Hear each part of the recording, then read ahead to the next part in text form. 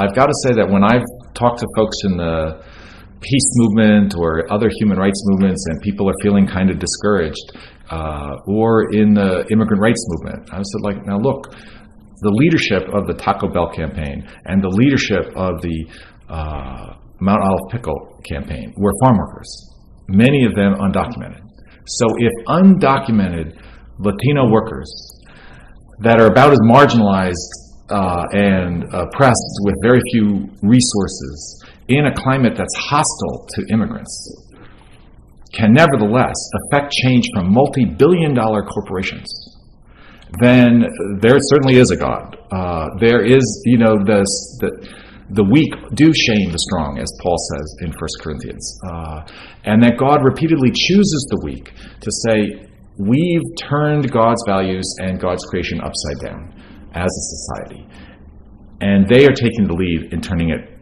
right side up again. It doesn't stay right side up, or it doesn't get all the way, but to celebrate those things. And what I found is that in especially white middle-class churches, we've lost the notion largely of what it means to celebrate. And so I found that it's in introducing middle-class churches to the struggles of farm workers that they suddenly not only learn about justice, but they also learn about what does it mean to have a joyful faith. And hope is something that has no evidence that this is likely at all. It's not like optimism or something that I think things are going to go well. But really, in the face of growers,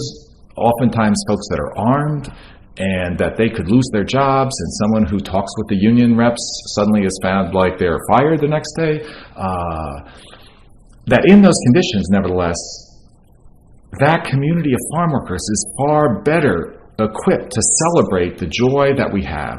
living day to day and the moments when we come together and things change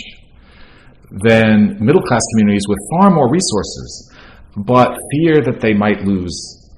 those resources and that safety and security they think that comes from that middle-class standard. So to my sense, many of the churches are kind of imprisoned in a kind of middle-class cultural captivity, if you will, and we need,